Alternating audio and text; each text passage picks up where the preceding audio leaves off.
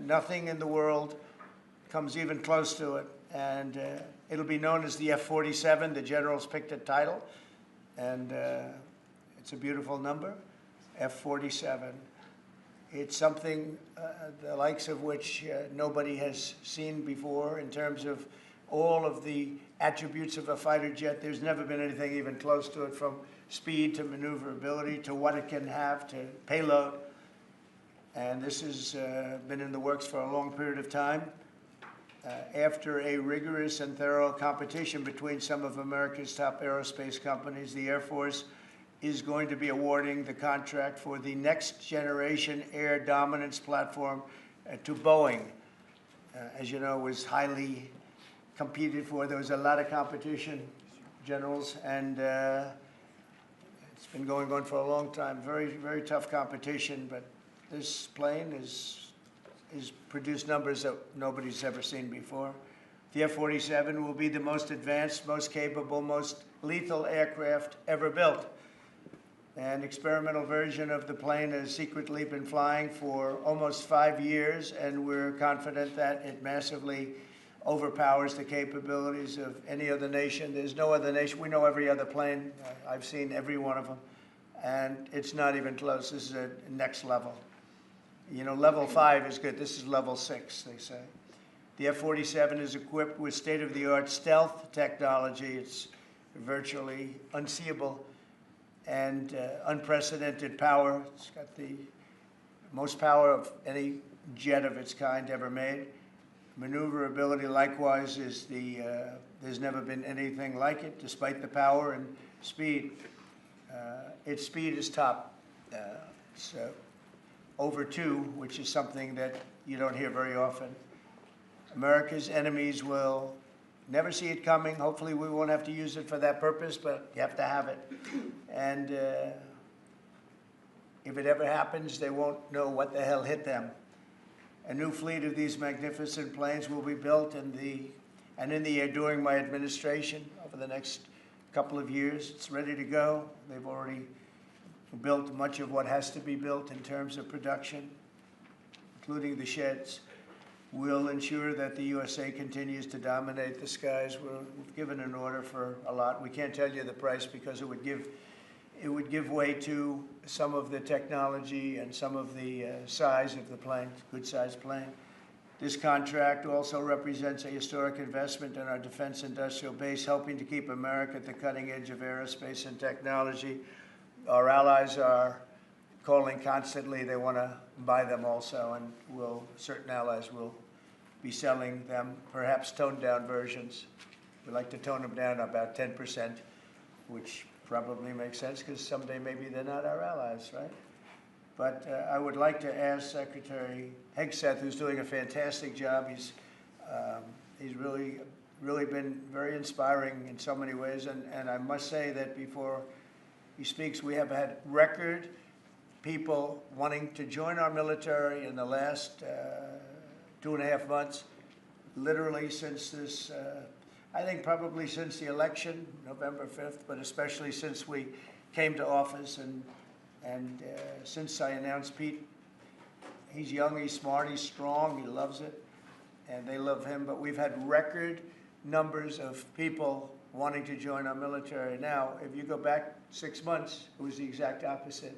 You had record numbers of people not wanting to join the military. Now you have record numbers of people wanting to be in our military, and that's a great honor. That shows you we're really on the right track. So, Pete, maybe you'd say a few words. Sure. Please. Well, Mr. President, this is a big day. This is a big day for our warfighters. This is a big day for our country, a big day in the world. The name of this program is the Next Generation of Air Dominance. And Mr. President, because of your leadership, your clarity, America is going to have generations in the future of air dominance because of this 6th generation fighter. We've had the F-15, we had the F-16, the F-18, the F-22, the F-35. Now we have the F-47, which sends a very direct, clear message to our allies that we're not going anywhere, and to our enemies that we will be able to project power around the globe unimpeded for generations to come. Mr. President, this is a gift. to my kids and your kids, to my grandkids and your grandkids. This is a historic investment in the American military, in the American industrial base, in American industry that will help revive the warrior ethos inside our military, which we're doing, rebuild our military, which the previous administration did not do, by the way, Mr. President. They paused this program, and we're prepared to potentially scrap it. We know this is cheaper, longer range, and more stealthy. President Trump said we're reviving it, and we're doing it. And then we are also going to reestablish deterrence. Under the previous administration, we looked like fools. Not anymore. President Trump has reestablished American leadership. The F-47 is part of it. And Mr. President, thank you for having the courage to do it and leading the way for all our warfighters. Thank you very much, Pete. One of the things I will say, but the generals are going to speak in just a couple of seconds, but this plane flies with drones. It flies with many, many drones, as many as you want, and it's a technology that's new, but it doesn't fly by itself. It flies with many drones, as many as we want, and that's something that no other plane can do. So I'd like to introduce, if I might, Air Force Chief of Staff General David Alvin, and also General Dale White, two incredible people that I've known over the years, but I got to know them really well over the last few months. And would you say a few words, please, General? Thank you very much, Mr. President. Mr. President, Mr. Secretary, thank you so much for your unwavering commitment to our military. I will say this is a big day. This is a big day for our United States Air Force as well. You know, air dominance is not a birthright, but it's become synonymous with American air power. But air dominance needs to be earned every single day. And since the earliest days of aerial warfare, brave American airmen have jumped into their machines, taken to the air, and they've cleared the skies. And whether that be clearing the skies so we can rain down destruction on our enemies from above, or we can clear the path to the ground forces below. That's been our commitment to the fight, and that's really been our promise to America. And with this F-47 as the crown jewel in the next generation air dominance family of systems, we're going to be able to keep that promise well into the future. I also want to thank everyone from industry and with the government, our engineers, who have worked tirelessly on this program to bring it where we are right now today. This shows that American talent, American skill, and American determination are second to none, because this platform is second to none.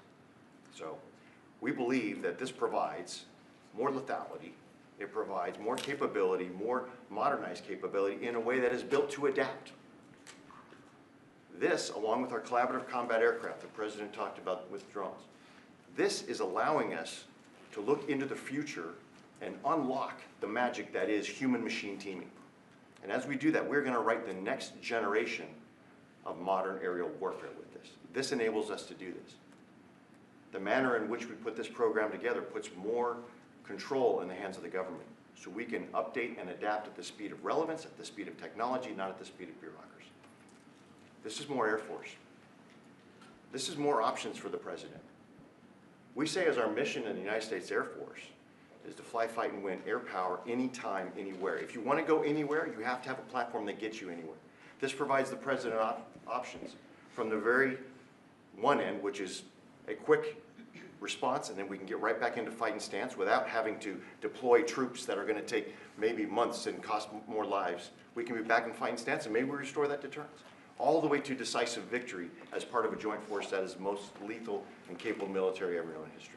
That's what we provide now, and this allows us to provide it into the future. It's more deterrence, more capability. It's what peace through strength looks like into the future, Mr. President. And so we're very proud to do that. And all we can say is, on behalf of the United States Air Force, let's deliver. Thank you very much. Thank you, General. Would you like to say something? No, sir, I'll just double down what the chief said. He knows what to do. This is a generational He knows leap. who the boss is. That's exactly right. Air superiority is what it's all about, and this is what we'll deliver. That's great. Thank you very much. Great job.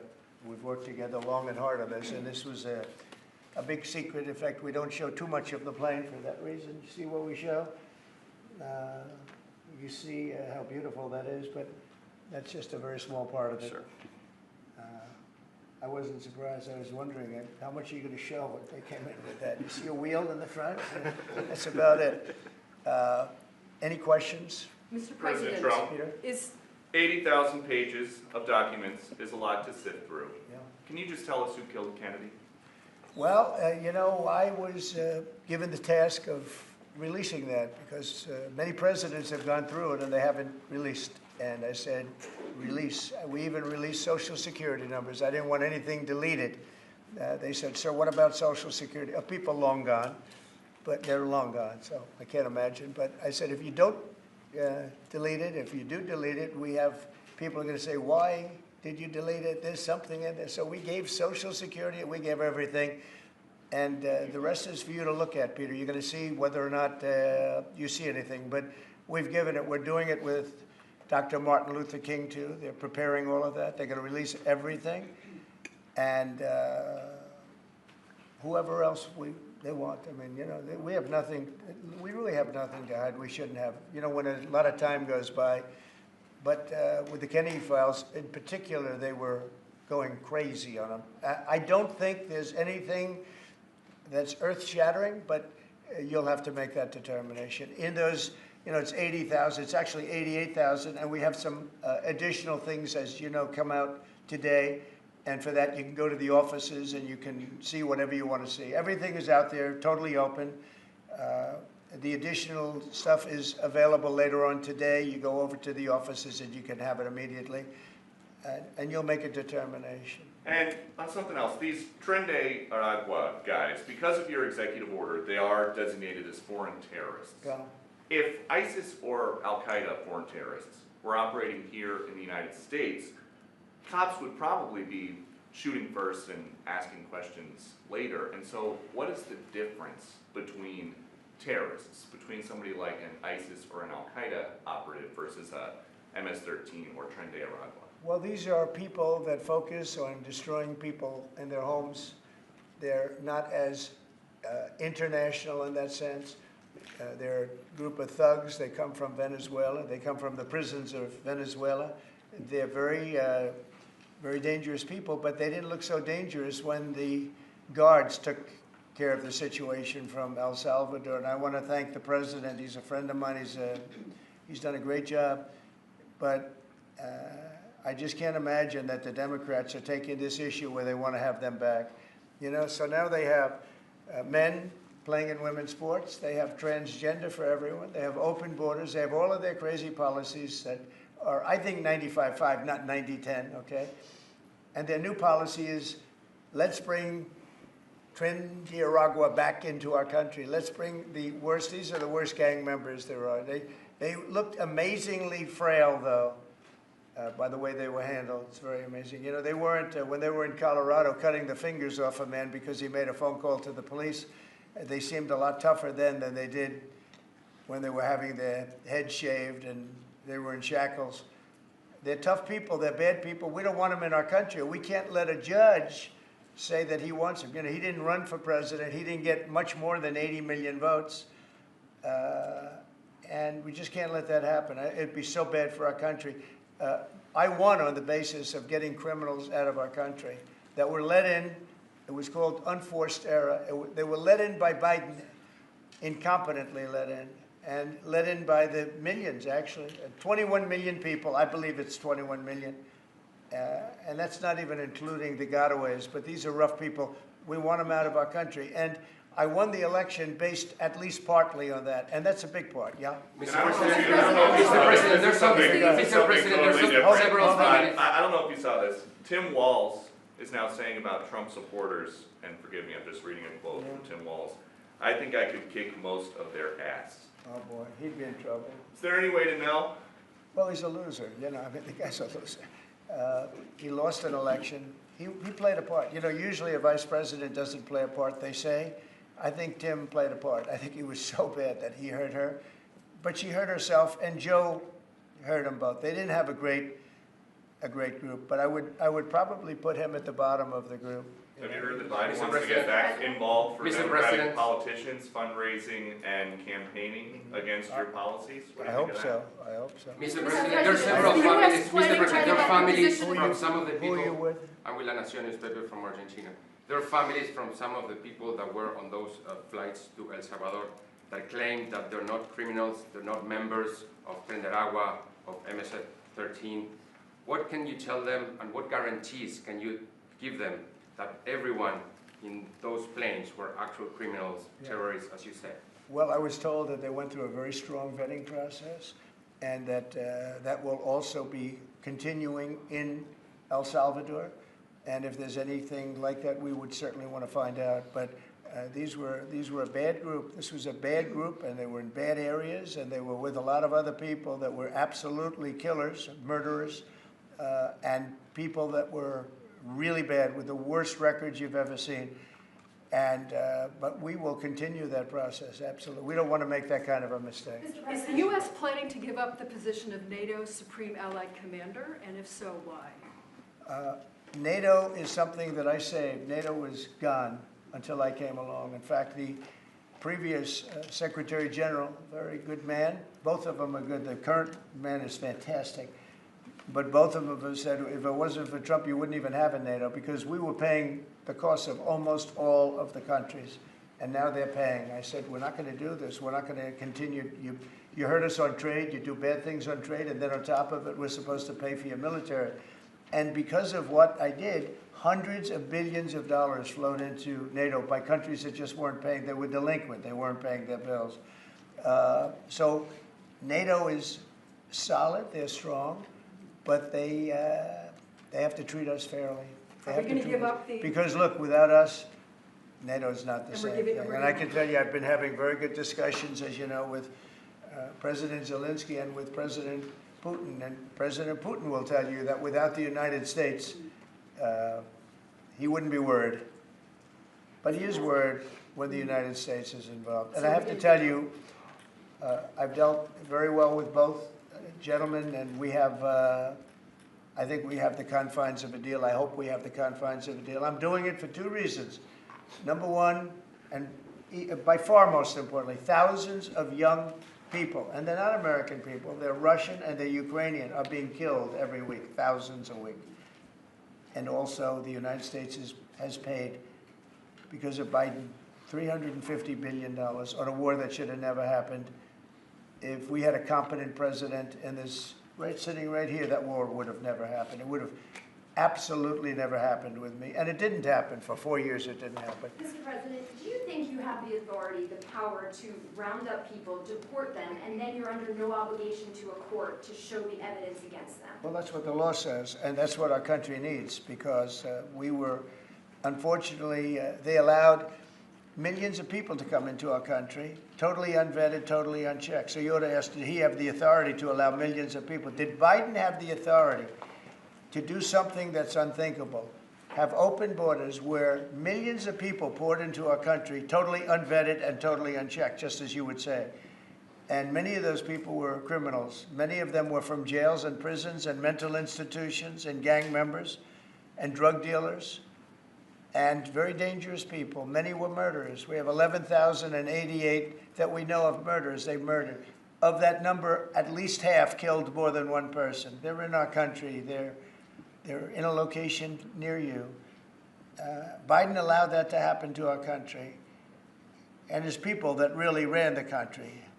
And the person that operated the auto pen, I think we ought to find out who that was, because I guess that was the real president. So when you ask me if we have the authority, did Biden have the authority to allow millions of people to come into our country? Many of these people, hardened criminals at the top of the line who have caused tremendous damage in our country. You see them in New York City fighting with our police. I mean, literally having fist fights in the street with our police. These are tough, hard criminals. Many of them came out of jails, and not just South America, from all over the world. They came out from Africa, from the Congo. They came out from Asia. Not just South America, but many from South America. These are hard, tough criminals, and we have to get them out. And a judge sitting behind a bench someplace got a nice appointment. You can't take that away from the people that are responsible. Now, in this case, Marco Rubio has a lot of big decisions to make, and he's a fantastic person, a great man. I think he'll be our best. I think he has a chance to be our best Secretary of State. He's been doing incredibly. He works so hard. He's gone to so many different countries already, and he's got the authority to get bad people out of our country. And you can't stop that with a judge sitting behind a bench that has no idea what goes on, who happens to be a radical left lunatic. Do you think the Okay. judiciary? You guys today are denying this New York Times report that Elon Musk was going to be shown a 20 to 30 page presentation about a theoretical war plan against China. Why not just show it to Elon? Because I don't want to show it to anybody. You know, you're talking about a potential war with China. Now, I deal with these people all the time, and I'm dealing with Pete. I'm dealing with these gentlemen on numerous different airplane purchases, and I think they're all going to be great. But I don't want other people seeing, anybody seeing potential war with China. We don't want to have a potential war with China, but I can tell you if we did, we're very well equipped to handle it. But I don't want to show that to anybody. But certainly you wouldn't show it to a businessman who is helping us so much. He's a great patriot. He's paying a big price for helping us cut costs, and he's doing a great job. He's finding tremendous waste, fraud, and abuse. But I certainly wouldn't want, you know, Elon has businesses in China, and he would be susceptible perhaps to that. But it was such a fake story. The New York Times is just as fake as CNN and MSDNC. And anybody read that story, people laughed at that story. Who would do such a thing? And the first thing I did is I called Susie and I called Pete. I said, is there any truth to that? And they said, it's ridiculous. No, he's over there to talk about costs. You might want to address that, Pete. But Elon was over there today to address costs. Doge. Thing called Doge, which you've heard about. Pete? That's exactly right, Mr. President. You pointed out it was a fake story. We pointed out it was meant to sort of undermine whatever relationship the Pentagon has with Elon Musk. Elon Musk is a patriot. Elon Musk is an innovator. Elon Musk provides a lot of capabilities our government and our military rely on, and I'm grateful for that. We welcomed him today to the Pentagon to talk about Doge, to talk about efficiencies, to talk about innovations. It was a great informal conversation. The rest of that reporting was fake. There was no war plans. There was no Chinese war plans. There was no secret plans. That's not what we were doing at the Pentagon. I might add that I think Elon, if they ever wanted to do that, I think Elon wouldn't do it. I think he wouldn't do it. He wouldn't want to put himself in that position. But if you read what's out of the New York Times, it's such a dishonest newspaper. It's such garbage. It's, you know, it used to be called all the news that's fit to print. Well, it's all the news that's not fit to print. They have fake sources, or they don't have sources. I think they make most of it up. But this was a made-up story by the New York Times. I call it the failing. It's a failing newspaper. It's failing. And they shouldn't do that. They really are the enemy of the people. And something else. We do need honest journalism in this. You know, we've made such big strides over the last 2 months, but we just need honest journalism, and we don't have it. When you have a CNN, you have to watch these people every once in a while just to see where they're coming from, and it's so dishonest. MSNBC is, I think, probably worse, and they're both doing horribly in the ratings. I think they're going to be turned off. I don't think they're not doing any ratings. You're doing well in the ratings. Thank you. I'll pass it along. I understand that your trade rep is meeting their Chinese counterpart next week. Yes. Is there anything that they can do to stop April 2nd or to roll back the tariffs that you put on China already? Well, we can talk, but basically, I call April 2nd. I would have made it April 1st, but I didn't want to be April Fool's Day because then nobody would believe what I said, and they do believe me.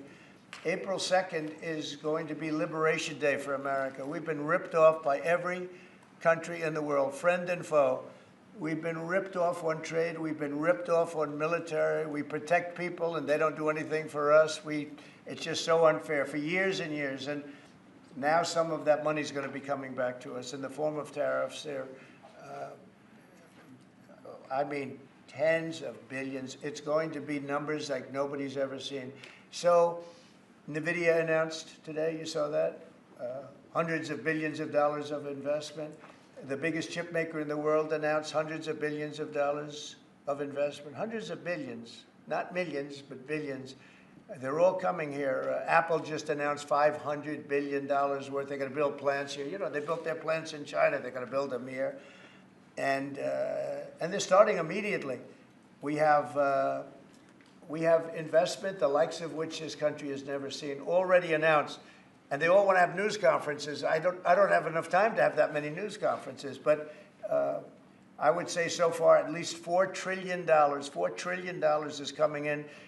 Car companies, very importantly, a lot of the car companies that were going to build in Mexico or Canada are now building here, because I don't want cars from Canada. I don't want cars from Mexico.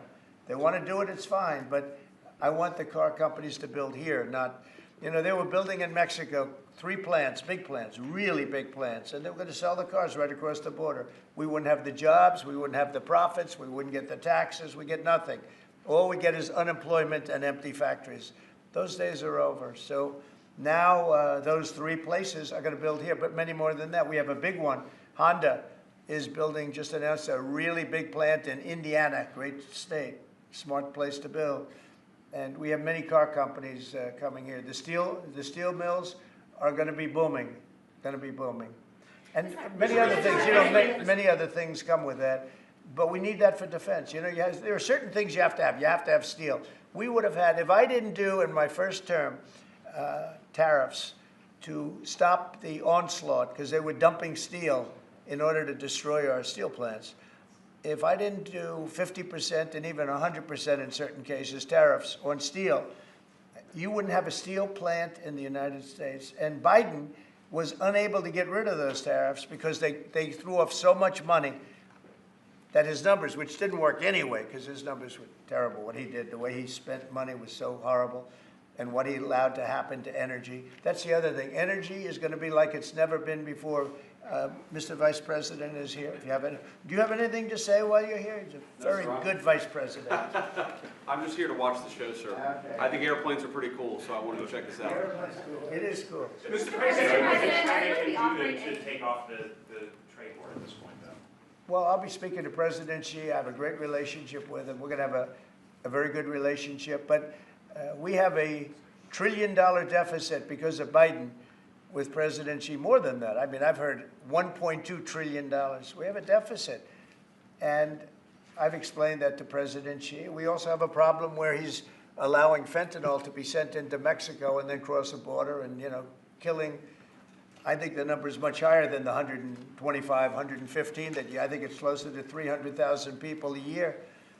And so that's a problem. But they have a tremendous surplus against the United States, and we don't want that. Mr. President, why do you have Ukraine's power? A number of industries have come to you asking for exemptions on tariffs. Is that something that is under consideration by you?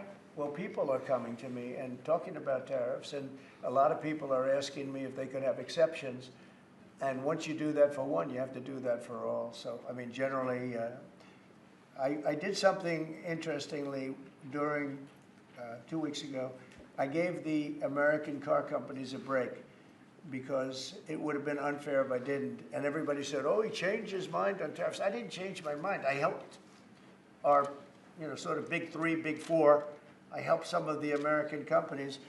And instead of taking it properly, they said, oh, he changed it. I don't change. But the word flexibility is an important word. Sometimes there's flexibility. So there'll be flexibility. But basically, it's reciprocal. So that if China is charging us 50% or 30% or 20%, and I don't mean China, I mean anybody, any country, Canada. Nobody knows that Canada is charging our dairy farmers. They have 270% tariffs. Nobody knows that. Nobody knows that. They have up to 400%. They have a couple of tariffs at 400%. Nobody knows that. Nobody talks about that. And remember, with Canada, we don't need their cars, we don't need their lumber, we don't need their energy, we don't need anything from Canada, and yet it costs us $200 billion a year in subsidy to keep Canada afloat.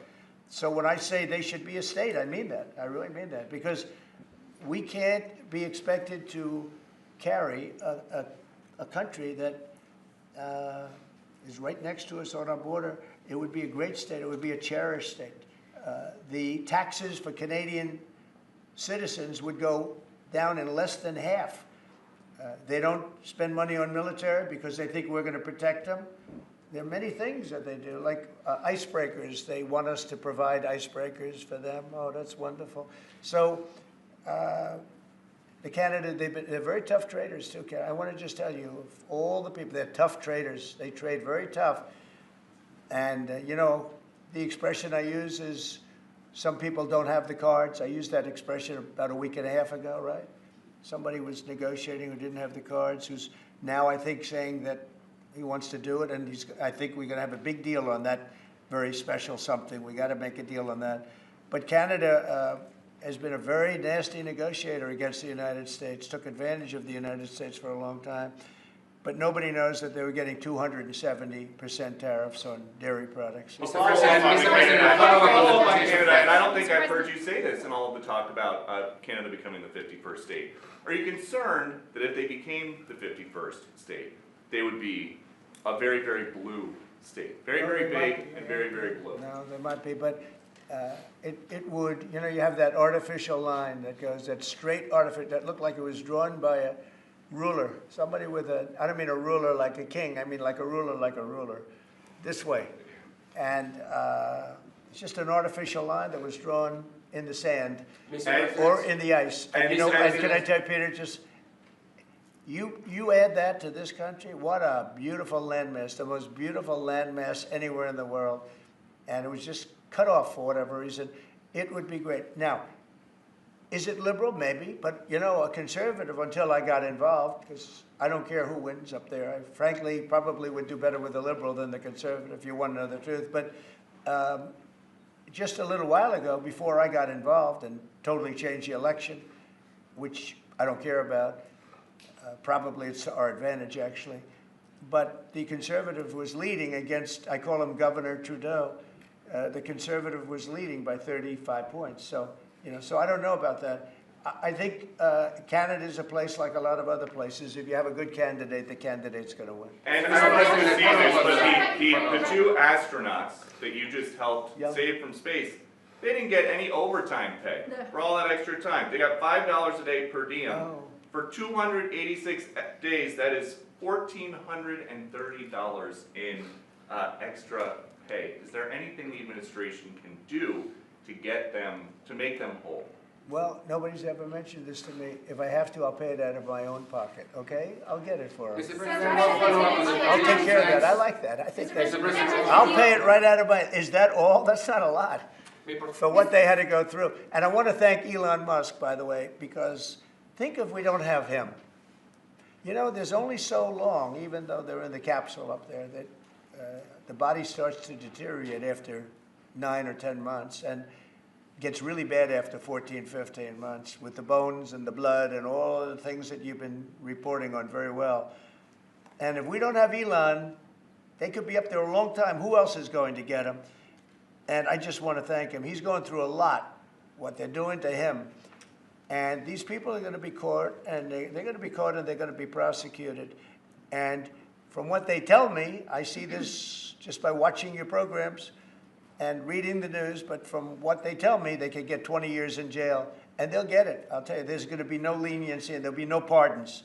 I can tell you that right now. And you said this morning 20 years in jail, and then maybe you said this morning 20 years in jail, and then maybe they'll go to one of these prisons in El Salvador. Do you think with the way that the judges have been issuing injunctions, it would be easier or harder to send these Tesla domestic terrorists to a jail in El Salvador than these MS-13 or Tren de Aragua guys? Well, I view these people as terrorists just like others. These are, when I looked at those showrooms burning and those cars, not one or two, like 7, 8, 10 burning, exploding all over the place.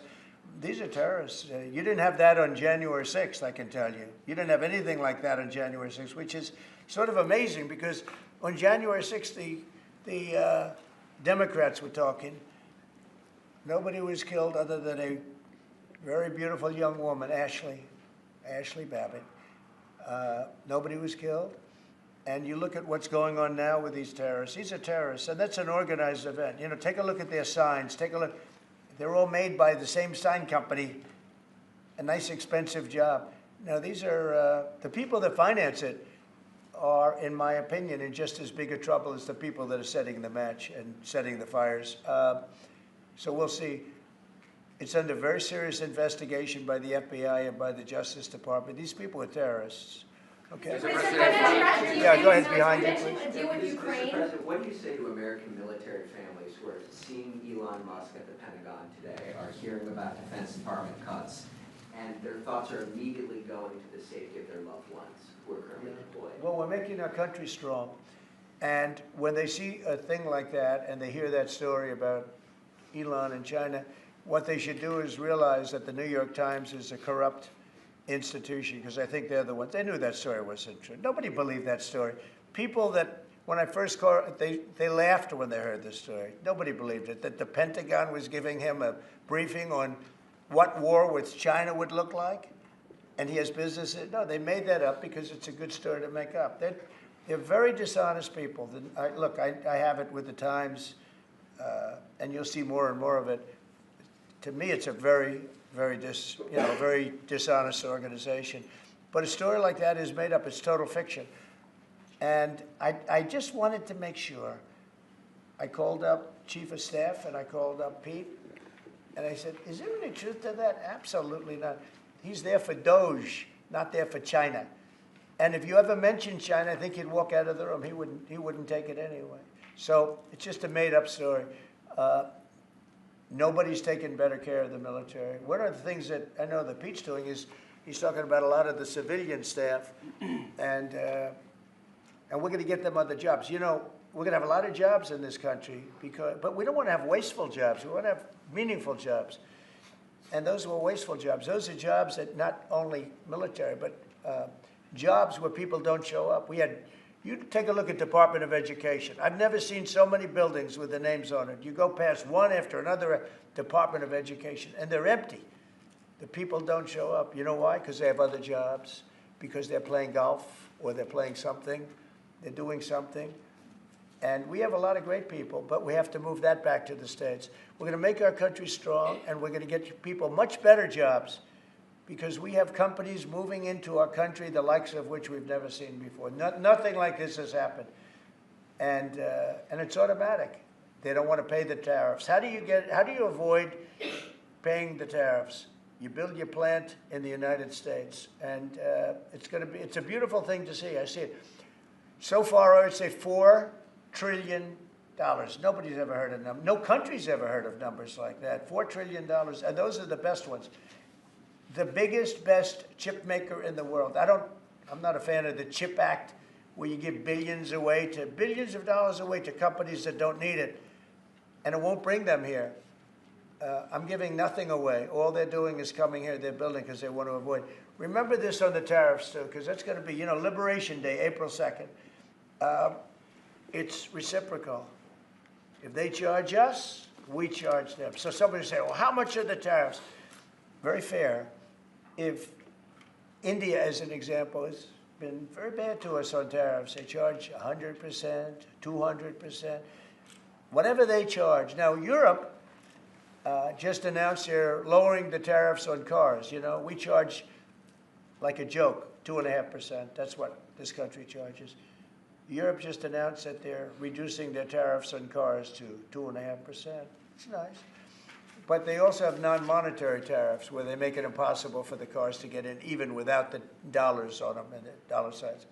It's called a non-monetary tariff, where they put on controls where no matter what happens, because they don't want cars, they don't want the American car in their market, and yet they send us millions of cars. They send us big agriculture. They don't want our agriculture. They don't want anything from us. European Union's very tough, but now it's fair. So whatever they do to us, we do to them.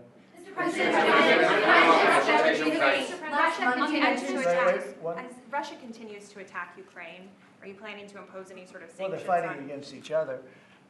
Yeah, I think we have a ceasefire on a lot of areas, and so far that's all held very well. And getting that ceasefire, they had a lot of guns pointing at each other. You had some soldiers, unfortunately, surrounded by other soldiers, and they are going to be, I believe we're going to pretty soon have a full ceasefire, and then we're going to have a contract. And the contract's being negotiated, the contract in terms of dividing up the lands, et cetera, it's being negotiated as we speak. What do you say to critics who say that your actions towards law firms amount to coercion? Well, the law firms all want to make deals. You mean the law firms that we're going after, that went after me for 4 years, ruthlessly, violently, illegally? You mean, are those the law firms you're talking about? They're not babies. They're very sophisticated people. Those law firms did bad things, bad things. They went after me for years. Russia hoax, all a hoax. It was a hoax. It was Hunter Biden's laptop. It didn't come out of Russia, by the way. It was came out of his bedroom.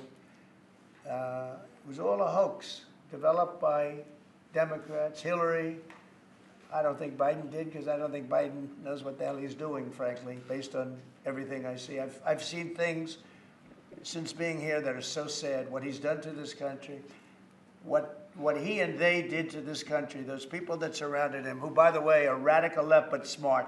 He's not smart. He was never smart. But these are radical left, smart people. They totally controlled him.